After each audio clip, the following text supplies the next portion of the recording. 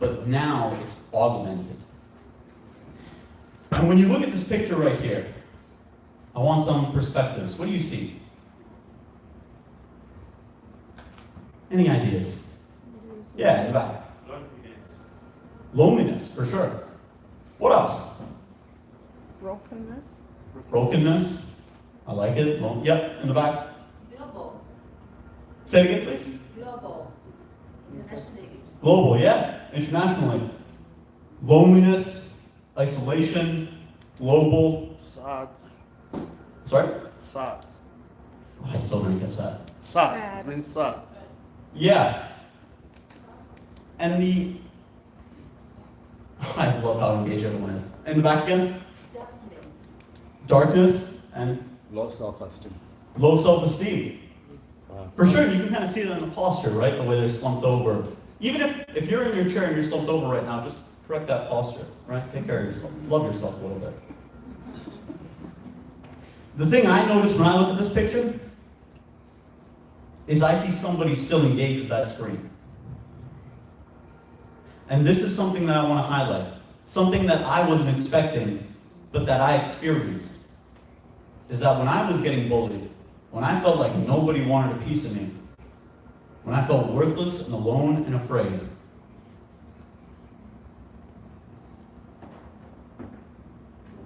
I was still in those group chats. I was still talking, because you know what? Even though I was worthless, if I was worthless, if my happiness didn't matter to anybody else, wouldn't it be better to be sad and have company than sad and all alone? So I could stand here forever and tell you, just get offline. What do you mean cyberbullying? Just don't engage. Yeah, sure. But we're going to. Because what we crave more than anything from the moment we're born is connection.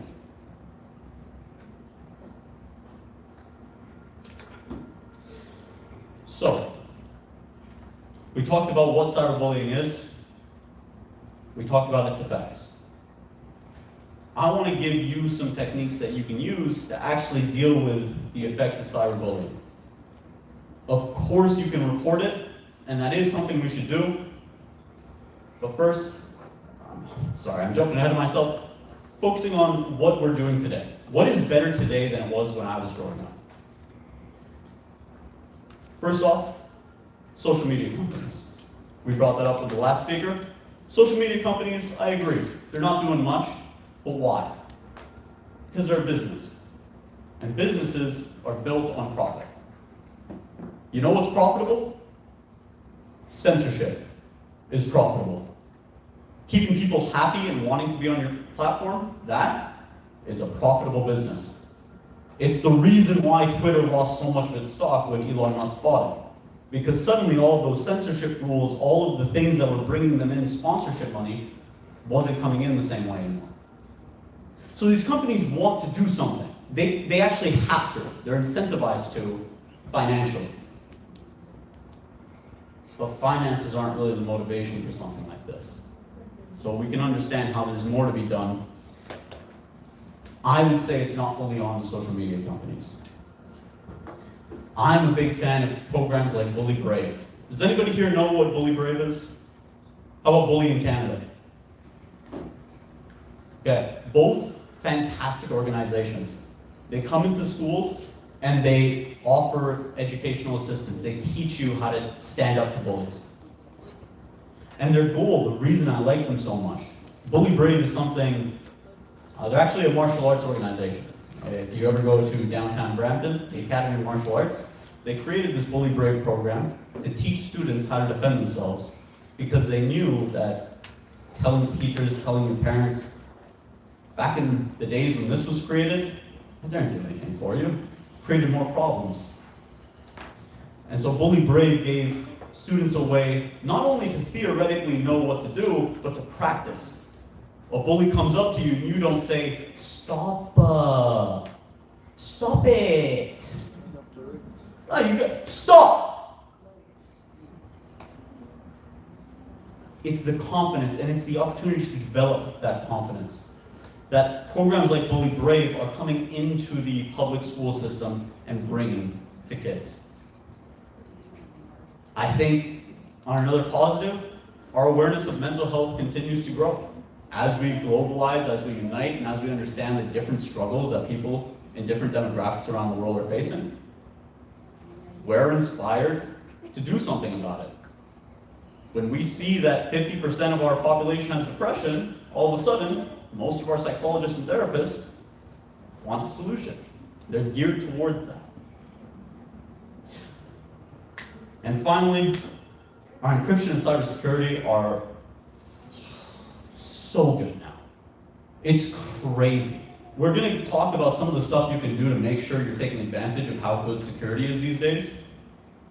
But until quantum computers are made publicly available, I'm not going to worry about being hacked and stuff, as long as you are taking care of your digital identity. And so we're going to talk about how you can do that and make sure that you're not being taken advantage of by anybody online. The first thing I'd say to that front is secure your socials. It's probably the most important thing you can do for yourself. Activate multi-factor authentication, two-factor authentication wherever you can. That's when you get a little text on your phone. If you can't set it up through text, there are different third-party applications you can download on your phone that do the same thing. I use one called Authy. I use it for work, for my AWS accounts. I use it for my personal accounts whenever I do my own. I'm a software developer, so whenever I do my own work, that is my go-to.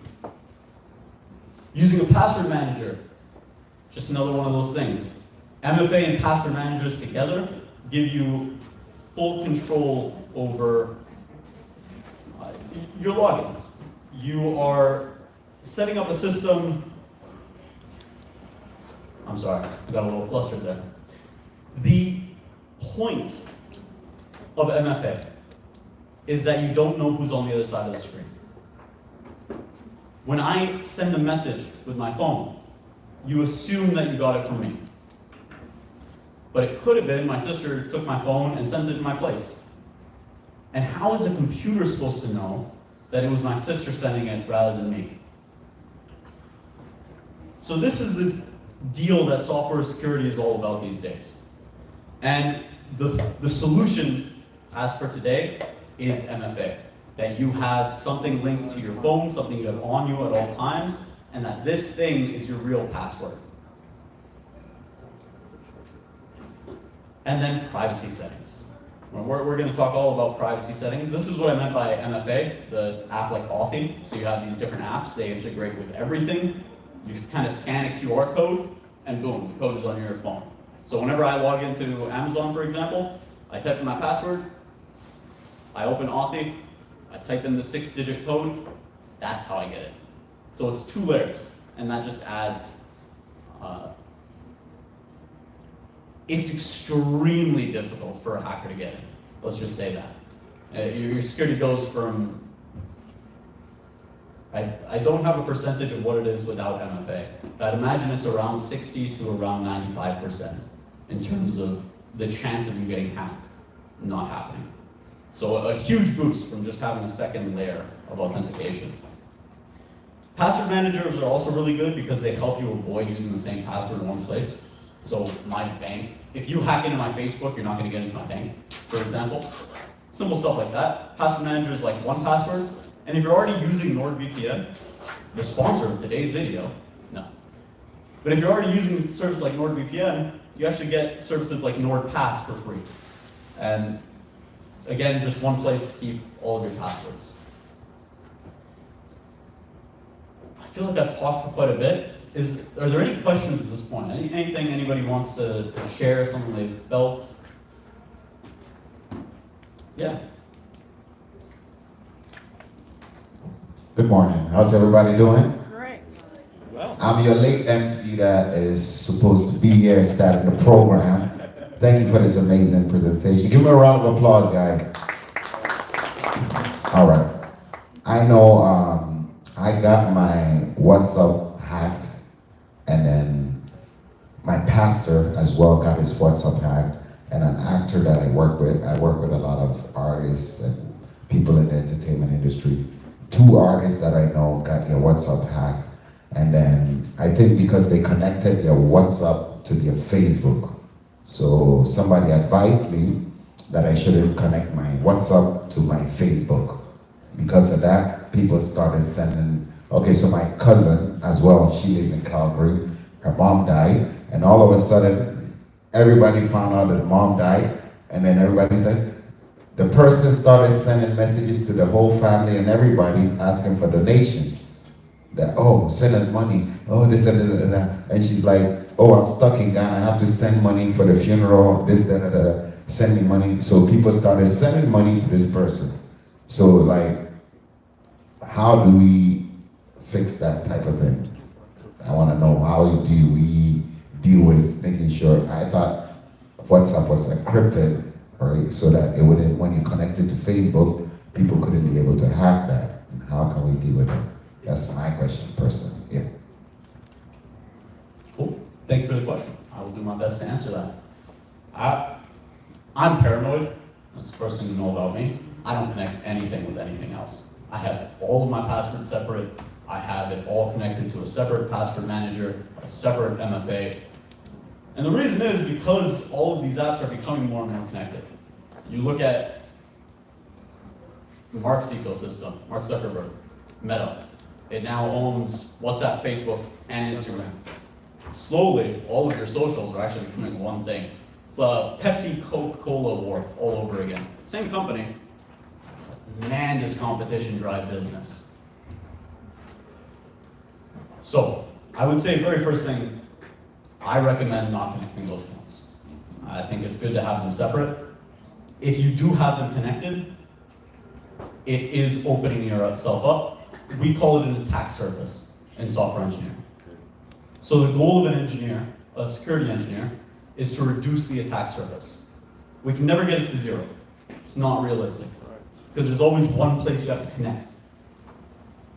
So the goal isn't zero. The goal is as small as possible. And when you open yourself up to something like connecting your accounts, what you're doing is increasing the attack surface. That isn't a software engineering problem. That's a personal choice you get to make.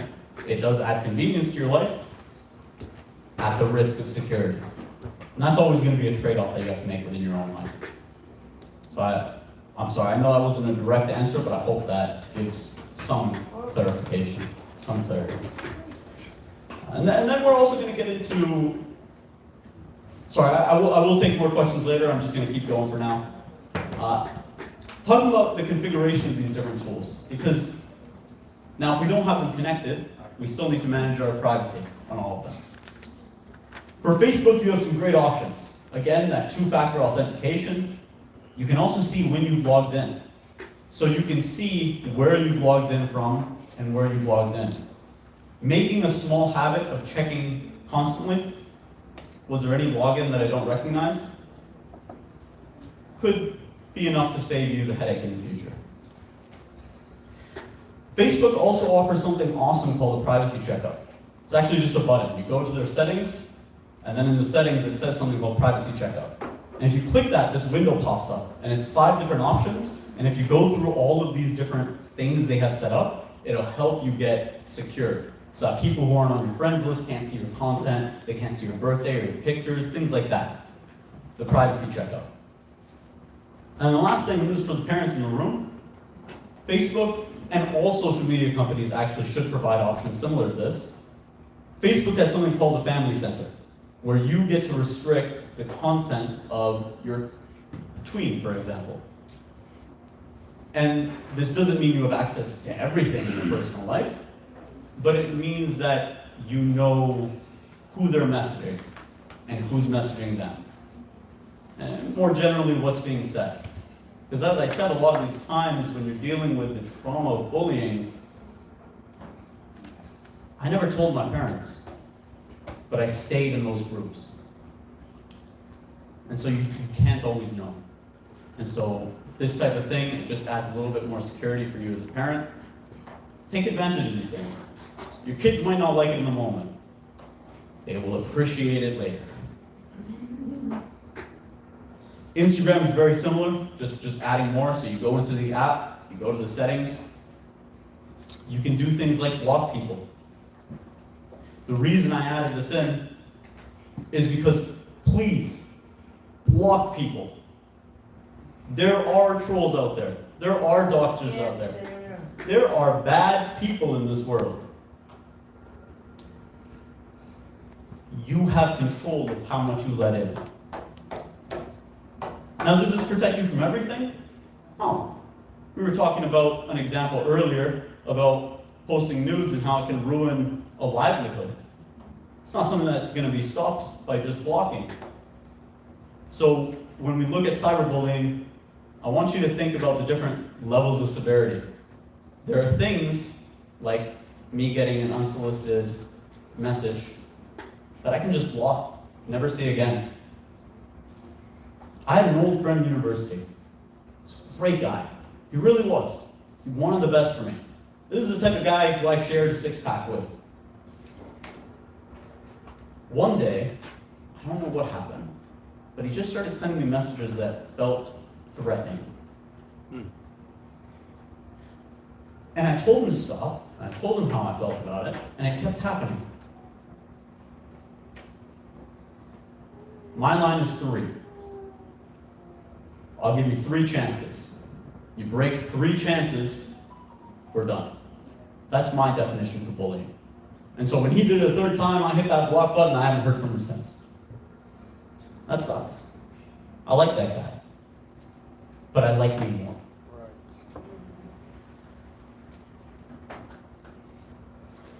Snapchat, another great one. The reason I brought this one to the table is, actually, sorry, not this one. This is very similar to all the other ones. You have your options to block, you have your options to configure your messages, what's coming in, 2-factor authentication. But what I really want to talk about was WhatsApp. Because WhatsApp takes a slightly different approach to it. WhatsApp actually has a whole FAQ section about the different options you have under different circumstances. So I don't think it makes sense for me to go through all of this, but I think this is a great resource. So if ever you're feeling a little bit confused and you need a little bit more information on what you can do about cyberbullying, check out WhatsApp. Just go to the settings, scroll down, Help Center. It has a bunch of resources that can really help you out.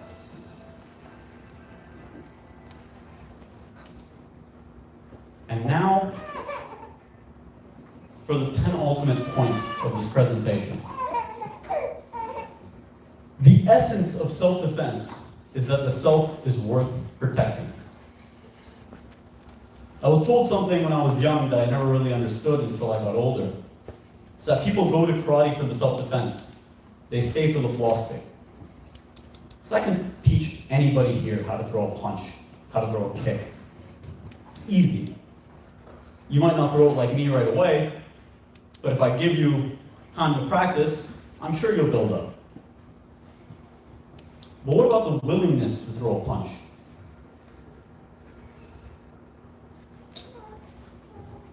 If somebody looked at you and they questioned your manliness, is that a good reason to punch them in the face?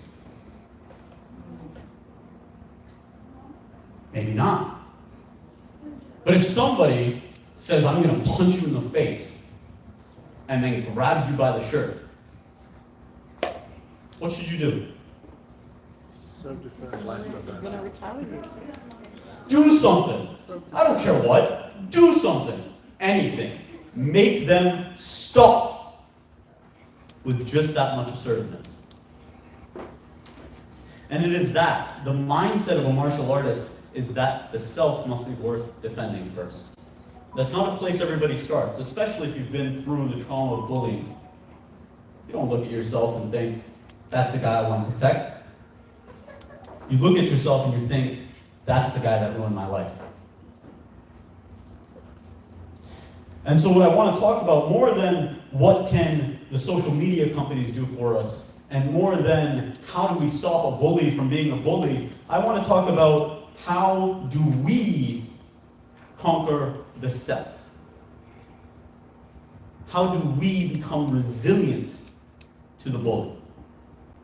And this is an old story. Please take the time to read through it. Some people will tell you it's an indigenous tale. Other people will tell you it's a Taoist tale. It's It's a good lesson in life. The lesson is that that all of us have two sides to us. One that is filled with all of our excitement, euphoria, anticipation, and hope. And the other that is filled with our despair, our rage, our anger, our sorrow, our agony.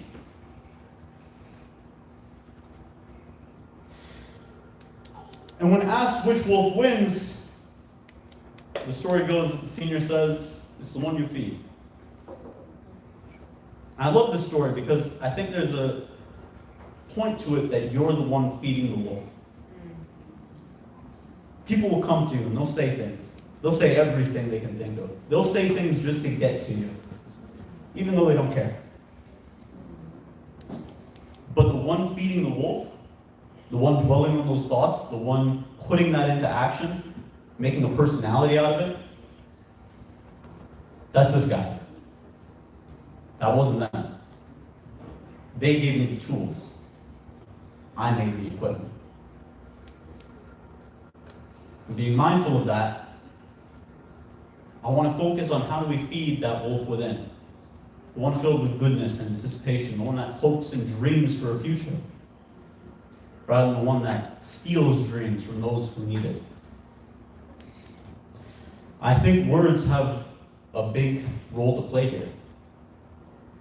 I was talking with some of the other speakers earlier, there's a quote that I love from a very smart man named Terence McKenna. And the quote goes like this: the syntactical nature of reality, the true magic of the world, is that the world is made up of words. If you know the words the world is made up of, you can make of it whatever you wish. I have failed is not the same as I am a failure. I think it's important when we look in the mirror and we say these things to ourselves that we are aware of which feelings we are validating, which feelings we are invalidating. I am a failure is a lie we tell ourselves to make the world make sense. Like if I was a failure, suddenly me failing isn't such a bad thing, that just is what happens to a failure. But I have failed. That keeps me in a forward momentum. There's an old Latin proverb. It's called, I'm going to butcher the pronunciation, semper ad meliora. It means towards better. This is the meaning of life. It's not better. There's no such thing as better. The second you have better, you'll want more.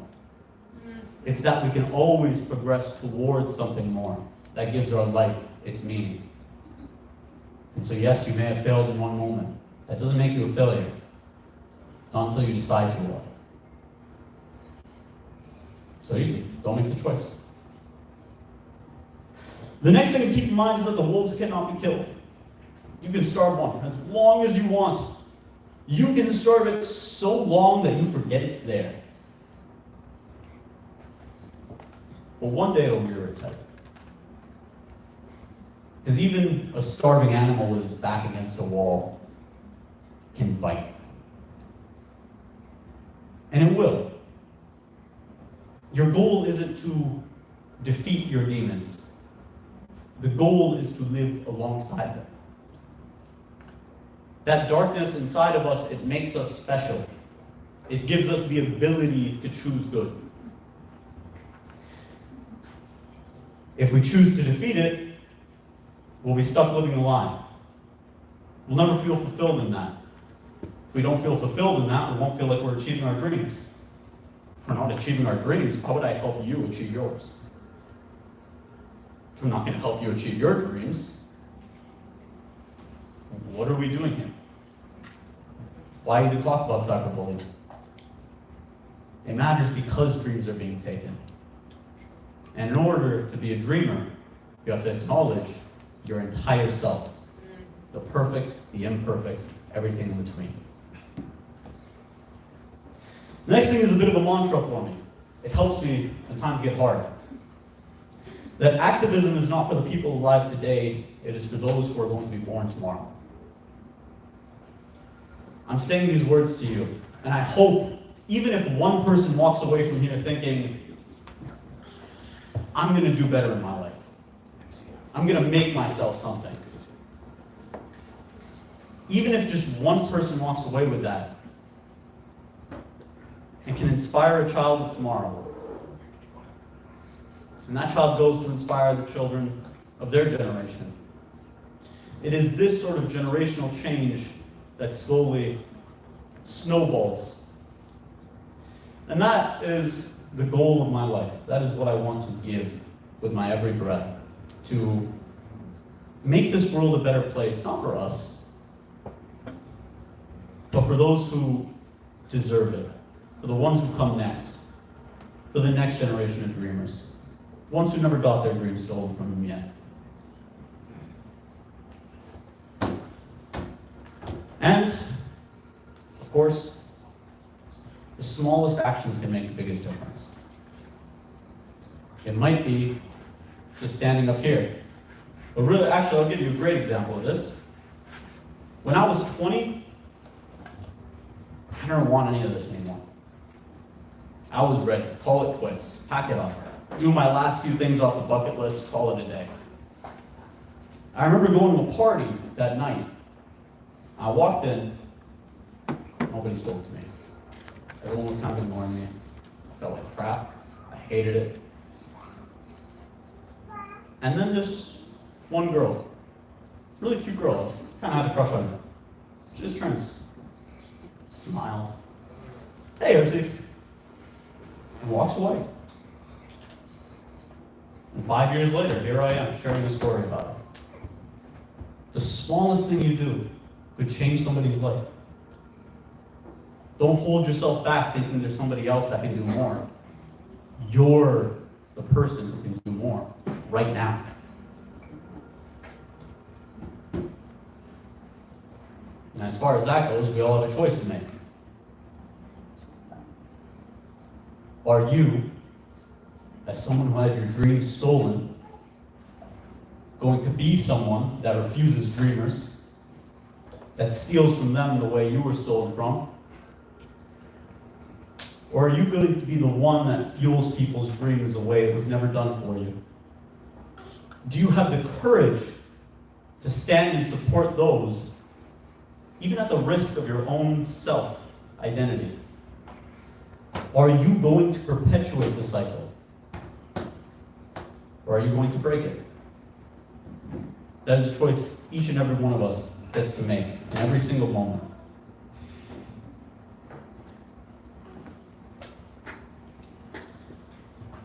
And so to conclude this idea that we all have the ability to make a change, to make a difference, to do something for each other, to feel the dream that would have otherwise been crushed by the cruel weight of society. I wrote down a few promises, things that I've made with myself that I hope you guys will all find in yourselves. And so I'm going to read this out loud, and you can feel along to read with me. Feel along to read with me. That's a sentence. You can feel free to read alongside with me, or not. It's up to you. But I made a promise that I will love the person in the mirror more than anyone else in my life. That I will acknowledge and take action to accept and overcome my imperfections. That I will use that acceptance of imperfection to guide me in understanding others and their imperfections. With that understanding, I will become a friend to all, aiming to understand rather than to judge. With those friendships, I will learn love, compassion, empathy, and give my all to those around me. Because at the end of the day, I will be an advocate for dreaming for better, and I will actively fight against injustice in those who are never allowed to dream.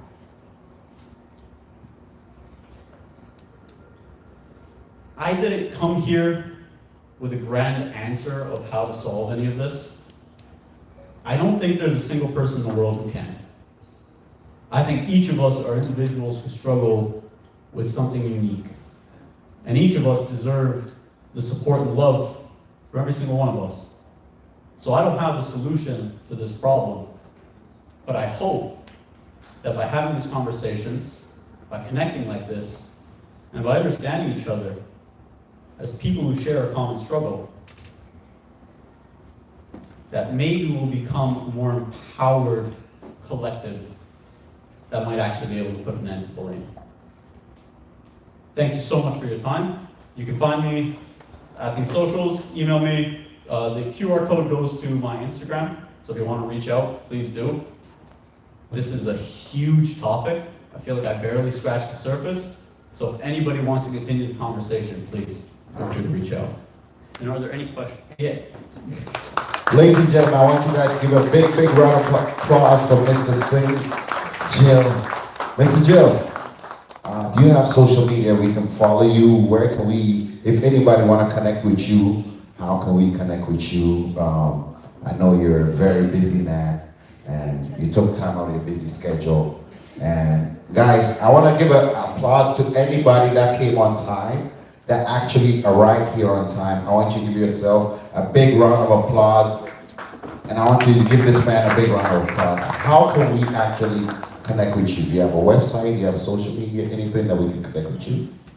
No website yet, but so the QR code goes to my Instagram. You can find me at Herces_Gil, or the email, herces99@gmail.com. Awesome, awesome. So this is the Q&A time, question and answers. And ladies and gentlemen, I want to make sure that you ask some queens right here around this table. You guys have a question for Mr. Singh to let him know, because I see you recording a lot of stuff. There must be something on your mind tonight. Tell the people what you want to know today for being here. Which one of you? You have a question right here? I'm gonna come back to this table right here. Yes, sir. What's your name? My name is Zoa. Please stand up. Yeah, so I'm just going to add to the answer he provided to your question. How to prevent your WhatsApp from being hacked. So if you go to the settings of your WhatsApp, under accounts, there's what they call two-steps verification. So if you activate your two-steps verification, it's a security means whereby people cannot hack your WhatsApp, because if they attempt to hack your WhatsApp, they need to put in the PIN code. And if they don't have access to your PIN code, they will not have access to your WhatsApp. So that's what I just wanted to add to the answer he provided earlier. Thank you. I appreciate that so much, because a lot of us, I'm sure everybody here has gotten that from somebody that is back home or somewhere that somebody was trying to just, infiltrate the WhatsApp to be like, send me some money. Thank you so much, our previous presenter. I'm also just appealing to the question of how to stop the WhatsApp hacking. I have personally experienced WhatsApp hacking, it was WhatsApp, email, or Facebook. But yesterday we had a question, was how do you know that you're being hacked? To me, I think I was receiving similar messages, like it was more of a coincidence from WhatsApp, from Facebook, from one person. So I go to our police station to find out how I can stop it. Unfortunately, our police couldn't help me. So I got a work colleague, and this person gave me a life hack, which I think I've told a few people. I'm assuming some of you know about it. So when you go into WhatsApp, it's something you could do like more often. It's not a one-time thing, but it helps. So you just back up your stuff on your WhatsApp, and then you uninstall your WhatsApp. So when you uninstall, I'm told every WhatsApp has a new code. So each time you uninstall your WhatsApp, the old code that was hacked, it gets deleted. So when you reinstall it, it comes up with a new code. Nobody can actually hack it again. So the other thing, of course, is the emphasis on protecting your password, because even if you uninstall and you reinstall, but still don't protect your password, and if the hacker has access to your phone, still they can do it. Yeah, thank you so much. Thank you. Thank you so much. That's amazing for you to address that. Queen Susan. Hi, Mr. Kojo. We are missing you here. A very good morning to all of us. We want to appreciate you for creating the time, for doing the research, and for coming to honor us with your presence and with the willingness to share your knowledge. We really appreciate it. A bigger hand of applause for our presenter. Now, I have enjoyed the whole presentation, but my emphasis is on the very last bits of, will I call them oath or something?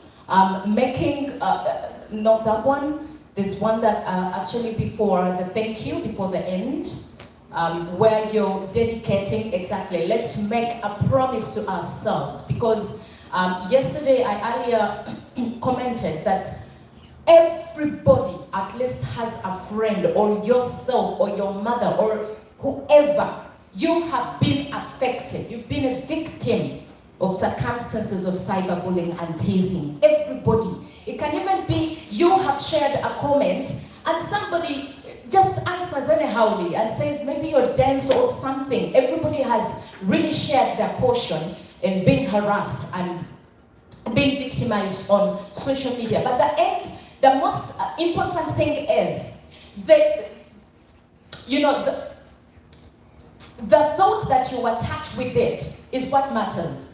Let us try to live a life of positivity all the way. Because I have a belief that even negative publicity is good publicity enough. When I had just come to this country a few months ago, there's one of us that spread all over social media that I run mad. I'm on the cities of Canada, I'm eating rubbish, I am speaking a lot of English, I have demons on my head, and you know, when I came from my country, I was somebody there. I had people that believed in me, and my parents, and I was in social media, I was helping people. I'm a clinical psychologist by profession with 25 years of education, so I had students all over the world. It was everybody's concern. My mother was crying, my children were very worried. As in, someone sits down and throws a comment on social media without even minding about the entire world that actually connects with you. So the good thing is I didn't answer. It was very depressing, but the entire media came out and now started hitting at her. So at the end of the day, there are people that will still believe in you, even if you've gone through something. It is very, very important for you to be positive, even to the ugliest that has happened to you. Now that actually made me even more popular in Canada. And I started working, I had to go out volunteering, I had to prove everybody that I'm actually not crazy, I am not mad, I'm very normal, and I'm adding a lot of value to Canada and to the whole world entirely. So at the end of the day, don't stay in there, get depressed, cry, and think it's the end of the world. This promise for me works for me. If ever I have any kind of depression, this is exactly what I will read. And that is what I'm majorly thanking you for. And please keep it up. We want to appreciate you once again. Thank you. Thank you so much. Thank you so much, Susan. And I'll add to what she just said. And there's some people here who are actually probably going through similar situations. And I have a friend that I'll speak on this testimony. She was in Ghana for about a year. And her family, she started saying that she's going through some situations in Ghana, and she posted it online that, oh, I need help. The moment she posted it, people were like, you're fine. People took it a different way. And social media, the moment that other people addressed it in a different way, all of a sudden, people started thinking she's crazy. She's losing her mind. But she was going through a situation that she was trying to reach out for help. And all of a sudden, social media turned it around and made her look like she's a crazy person. And funny thing, people flew her here and they put her in a mental institution. Imagine this, this is a normal Canadian, and I don't know, she had to put a petition out and then still use social media to indirectly battle and combat the situation. So in any situation, don't let social media and everything you hear out there, there's fake news out there, there's situations that happens that you don't really know the truth. Don't jump to conclusions about everything. Learn the real truth and learn the real factors of every situation. And thank you, Susan, for even being so courageous to actually share your real story out there. I appreciate that a lot. Thank you. I want to applaud you for the way you take the presentation today from a different angle of cyberbullying. reflecting on yourself, on the different things that you went through, even when you thought you could have achieved or done things, and how people literally put you down, not seeing who you are and what you want to become, and how that also is bullying. But many times we don't see that as bullying. But the way you illustrate it gives us another spectrum of what bullying is. So I thank you for that. The other thing is self-love. Loving yourself, knowing yourself. You cannot give what you don't have. If you don't know how to love yourself, you can't love others. And a lot of times we talk about the eight, what was it? You said eight? Hate speech. Hate speech, Right. hate speech and all that. Because if a person does not have love, they will always, and hate themselves, they'll always be attracted and always want to give out that to others. Right. So most times, if a person who truly empathetical, compassionate, love, when they see things going out, rumors and all that kind of thing, they'll be driven to share some form of compassion to encourage that person. Exactly. So I really appreciate the way you've done the presentation today from a psychological, emotional perspective in finding self and having true identity and love. Thank you. Thank you. You guys are awesome. I feel so connected. I have another question from another amazing gentleman. Please give it up for this gentleman. He organized the Calabeka Foundation. He's from the Calabeka Foundation. Kabalega? You have to talk it Kabalega. Yeah, it's something. This one. Kabalega. There you go. Oh, thank you so much, MC. Just, actually my question was a little bit related to the doctor. The way she says, you first love yourself. And then you, when you reach number one, where you say, we are going to, let's make a promise, right? I will love the person in the mirror more than anyone else in my life. Kind of, can you try a little bit light on that? It's kind of, I don't get it a little bit, you know. Yeah, for sure. But when I see doctor, the way she was trying to reflect it, like, you have to first love yourself and then you know, maybe it's kind of, there's some similarity there. Definitely, I think there is. Okay, thank you. I think it is spot on, exactly the idea that the doctor was saying, that if you don't love yourself, I said that we all have our own definitions. When we say tree, every single one of us thinks of a different tree. And when I say love, every single one of us thinks of a different love. Every single one of us thinks of a different trust. You have things in your, if you've ever been in a partnership with somebody, you have ways that you like to be treated and ways you don't. You go be with a different partner, those things change. And the same way, until you know to love yourself, until you know what that feels like, how can you ever ask somebody else to do that for you? And so that is kind of what I mean about love the person in the mirror more than anyone else. And I'd also add that the person in the mirror is not you. It's the person you were a moment ago. The idea of now is that we are constantly processing the past and the future. And that is the moment we're in right now. There's a second it takes when my hand hits this table for my brain to register that my hand just hit a table. And in that second, I have discarded things in this moment that I thought were worthless. and I've kept things that I thought were worthless. And the exact same moment, you let go of things that you thought were worthless, and you kept things that you thought were worth it. So each and every one of us in this exact same room, listening to the exact same thing, have a completely unique perspective on everything going on. And so in that way, acknowledging yourself as another person, acknowledging that I am responsible for setting up future me for success.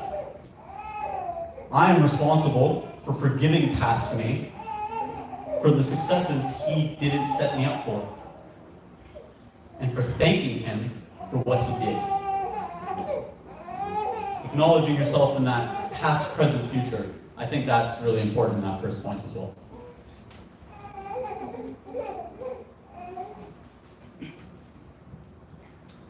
Thank you so much. I just wanted to make a comment. When I will love the person in the mirror, what I was thinking is, it's me in the mirror. Like, my image is there in the mirror. And when you explain it, I get to find it's me, yes, but me in another kind of like a future me, I don't know. Can I? Yeah. We're spiritual beings. For those who don't, for those who may not see it the way I see it, I apologize, but I just want to say this. We are spiritual beings. We're not what you see here. This is just the housing of who we are. The person that is within us is more powerful and greater than the person that we're looking at. Whether or not we understand it from that perspective. So when you look in that mirror, you're seeing beyond the physical that you see. You're seeing that super being. You're seeing that unique person, that person who is loved, that's created for greatness. Now, spirit has no limitation. So there's no limitation where you're concerned. This body is just a casing for the real you. The real you is knowing your true identity as the person who is within this body. But we put more emphasis on this body because that's what we are taught. Nobody teaches us how to be our true self as a spirit. And so when you look in the mirror and you see something that doesn't look right based on whatever is going on within your physical, you think that, no, I'm not worthy, I'm not this, I'm not that, I'm hungry, I'm fat, I'm this and that. And this is how words are spirit and it's life. What you speak takes effect. When we say, I love you, you're loving the true person that is within this body. When you say, I appreciate you, you are appreciating who you're created to be. And psychologically, human beings are made to love, be loved, appreciated, and celebrated. And when there's a disconnect, you do not feel your true self. So I just want to say that. Thank you. Thank you, Dr. Barber. And you're going to see her on the panelists later on. There's more questions we have. And ladies and gentlemen, I want you to be encouraged and empowered. This is a question and answer period. How y'all doing, beautifuls? Lovely people in the place. We have this young man right here. What's your name? I'm Arthur. I appreciate you all. I'm sorry I didn't turn up yesterday. I didn't feel I was here, but I came on earlier. I want to appreciate the current speakers for all the endeavors you've given us. I appreciate the fact that we all lead by examples, as Coach Sue talked about and everyone's here. And I know if it's about cyberbullying, all being under a victim. I personally, being a healthcare worker back then in Uganda and being composed in a new country, my question to you could be, how is cyberbullying different from in-person bullying. Not forgetting that the modern world, we're all diverse into technology, right? So this triggers often to us, we who are health and social workers, right?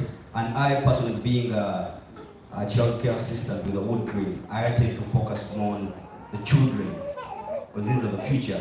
When I noticed that Canada mostly watches the children, I changed all my focus to children with the wood grade and the 519. So like the doctor said, me too, I want often to give perspective with physical and spiritual principles. Maybe some of us here we tend not to focus on the spiritual, but maybe to give more light of the physical principles is, I'm here, I'm standing and talking to you, but back in my mind, I'll be on a shift, at a clinic shift. So that is my spiritual principle. Right. But physically, I'm here. That's what happens on the internet. You're facing the words, they're coming to you physically. I wanted to give more light on that. Not forgetting my question. Thank you. Thank you. Yeah, awesome. Do you want Can you repeat the question? I was so wrapped up in the awesomeness of what Okay, the question was, how is cyberbullying different from in-person bullying? Thank you. Actually, I think you gave a great answer to that just now at the same time. Though I wanted it from you. That's fair. I hear you. I appreciate it. Thank you. I appreciate it. I think the emotions you're left with are different. Like,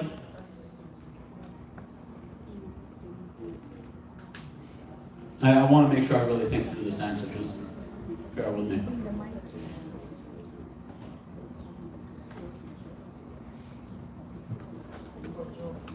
There was something, I'm forgetting his name, I believe his name is Alex Honnold. He is the best free solo climber in the world.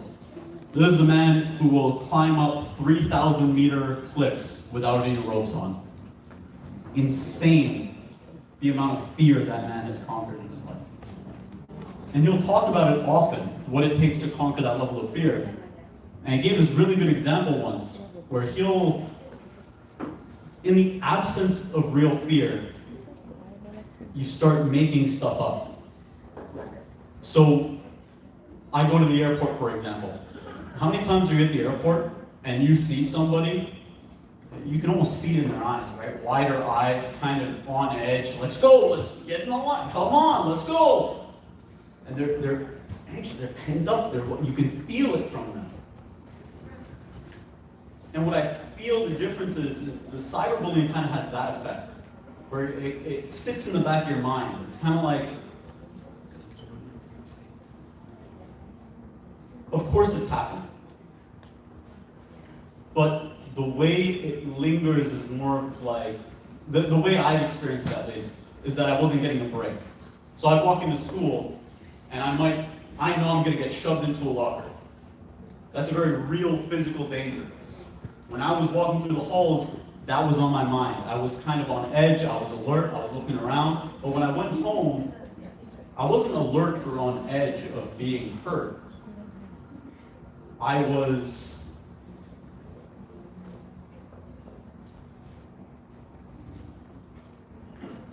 I almost want to say complacent. Like, it's like, this is just the way life is. This is how people treat people online.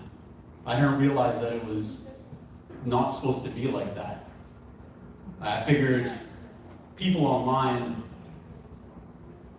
if they talk to you, if they don't talk to you, has nothing to do with your life. Because when you're together, that has to do with both of you.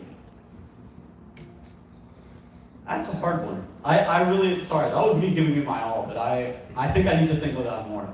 And if you send me an email, I would love to get back to you on that. Yeah. Thank you for the question. I'll think about that. I think cyberbullying, the difference between cyberbullying and physical bullying. I think the difference between cyberbullying and physical bullying is that physical bullying, and I said it yesterday when I was speaking, is that say you're in school and you're being bullied, your parents can always move you to another school, basically. But cyberbullying it's like it's no break. There's no break because everybody is on their computer, on their phone. So anywhere you go, it's like you're trapped. You're trapped in this situation where you cannot get away from it. And that is what makes even the mental health aspect of it worse. Because like you say, when you leave school and get home, you feel safe. When you're being bullied physically in school, you go home, you feel safe. Then the only time you're gonna be fearful or think about it is when you enter school premises again the next day. Right. You see what I'm saying? But with cyberbullying, no matter where you go, it's there. It follows you. It haunts you. It traumatizes you. It demoralizes you and paralyzes you. So I think that's really what it is. Thank you so much. We have a question over here. And MC, just to add to what Doctor said, To add to you want, or you want to add something before we continue? All right, go ahead. Okay, I'm going to ask us to reflect on the picture you posted. The one the guy was sitting down and staring at the computer. No. The first one.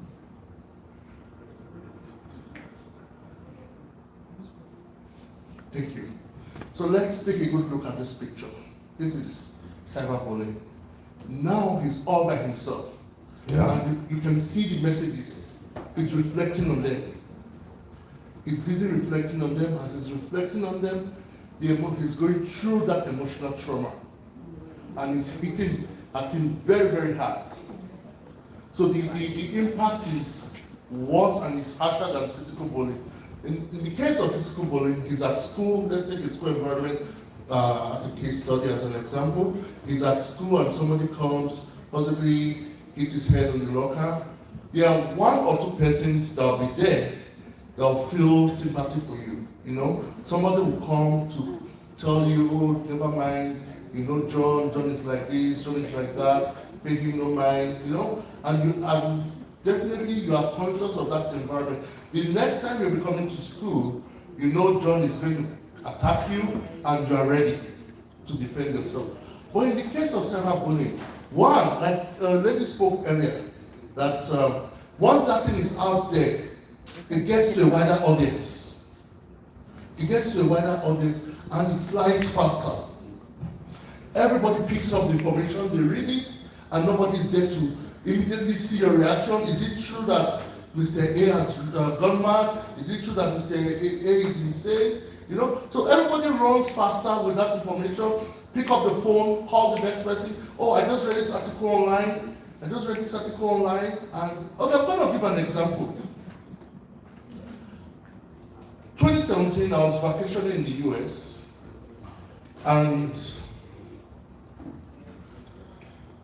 my wife, who was a lawyer back in Nigeria, we spoke. She was traveling out of the city for a case on behalf of the state government. It was about 1 hour, 20 minutes drive. So we spoke early that morning, and I told her, okay, call me. I'm going to bed. Call me when you wake up. She said, okay. I dropped my phone and went to bed. I woke up in the morning. This was like 8 a.m. I went to bed like 1 a.m. and I woke up like 8 a.m. And I went on Facebook. The first thing I saw on Facebook was rest in peace with her picture. I saw rest in peace with her picture. I was like, could this be a joke or something? And believe you me, it was everywhere. By the time I picked up my phone, I had over 200 missed calls. Because everybody saw it on social media. That's the effect of social media. That's the effect of cyberbullying. It flies faster. The information moves faster. It moves like speed of light. So, but when it's physical, you know, people are there to sympathize with you. People are there to tell you, don't worry. And people are there to immediately calm the situation down. People are there to immediately calm the situation down and put in effort so that it does not repeat itself again. Unlike cyberbullying, people read and you know, people are lovers of bad news. Sorry to say, but that's the truth. People are lovers of bad news. So when it's online, it's harsher and the information flies faster, and most people tend to believe everything they see online. Thank you. People are lovers of bad news, and honestly, that's the truth. Last time I saw some people see people falling, doing something, anything bad happen to anybody, that's when everybody take out their phone, even before they help. So I have a question at this table. Thank you so much, brother, for sharing that. And just to add to that, I even just heard that they even started blasting that the president of Cameroon is dead, but he's not dead. Imagine the whole country's president, that they had to put that if anybody posts anything on social media, you're going to be arrested and you're going to face the harshest punishment in Cameroon. So just imagine how important this is. So I appreciate this presentation. That picture right there is very powerful. And I want you guys that have kids, pay attention to your children because they're going through a lot. Because one little incident can destroy, especially the females are going through a lot. I have a daughter that's a teenager and they're going through this. All their friends, every single one of their friends are going through this. That they're facing harassment on social media and cyberbullying. So thank you so much for putting together this event. Taji, big up yourself. Thank you so much.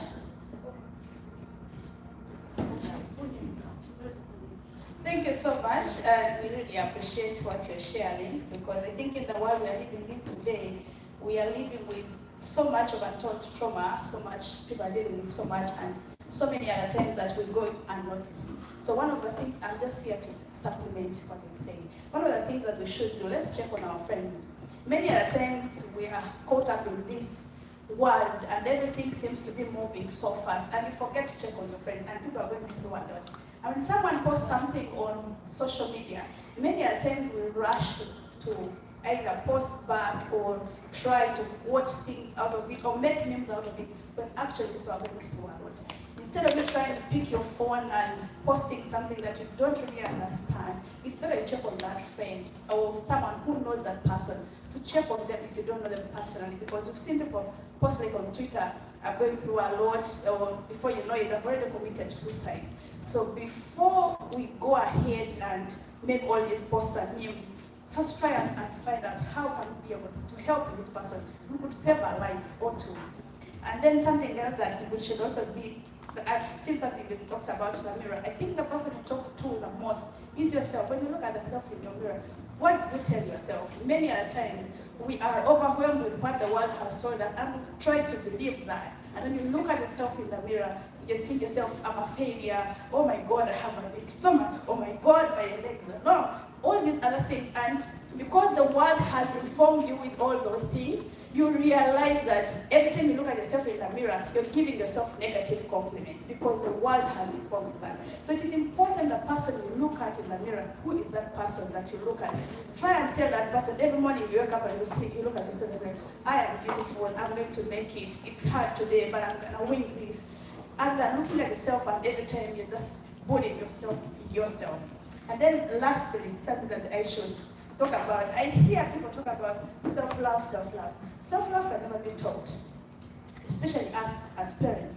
I think we have a huge task ahead of us. Every morning you look at your children before they go to school or when you talk to them. How often do you tell your children that you love them? How often do you look at them and tell them you're awesome, you will excel at this? Even when they go to school and some random Jen, whoever, is bullying them, they should know that mommy looks at me or daddy looks at me and they know that I'm awesome, I'm going to make it, I will excel. But so many other times we are caught up in all these bubbles, especially in the first world countries. You forget that there are real issues that our children are dealing with. From in Africa, where we come from, children have community and have all these things, aunties, grannies, whoever is looking at them. But here where we are, our children are only left with us and a few people who are in their lives. But every opportunity that you have, this especially goes to the daddies, try and make time, because daddy issues never go away. A child will grow up knowing and having that absence forever. But every time you look at your children, they come back from school, try and find out what's going on, because the moment you try to find out what's going on. You will actually dig and find things that are going on, those cyber issues. A child is committing suicide, a child is in drugs before you know it, a child is addicted to pornography before you know it. Let's try and protect for children. Thank you so much, sis. And like she said right there, sometimes also in our culture, depending your background, you stand out, you look different, you love different. People tend to want to talk. People tend to want to chat. People think that you are something else, and they send different messages out there. More people want to ask questions, but as you're asking the questions, ladies and gentlemen, keep in mind that lunch is coming up soon. We have some amazing taste of African food here today. I have a question from Suzanne, I'll come back to you. Like you said earlier, people think they know you more than the God that created you. People pretend that they actually own you, when your own parents can never know you deeper than God that made you and has how far you're going to progress. Now, loving the person in the mirror, you're not looking at that very image that you're looking at. You're looking at the person you were before. You have got so many achievements that you have been way before. So let this person in the mirror do not make you think that you're not desirable or there's no achievements that you've ever made before. So it is not the image in the mirror, but it is what you have been before, the great you have been before, the good you have done before, and what you are yet to do tomorrow. Because there's tomorrow which we have a lot of control over. So we need to know that beyond you and after you, there's again the you that is already good. Nobody describes the good that you are more than yourself. Secondly, even on media, we can still fight for other people. If someone is bringing a negative comment, yes, we don't have any control of what happens in the media, but bringing a comment, why should we keep quiet when we realize that someone is being insulted, is being commented up negatively? We just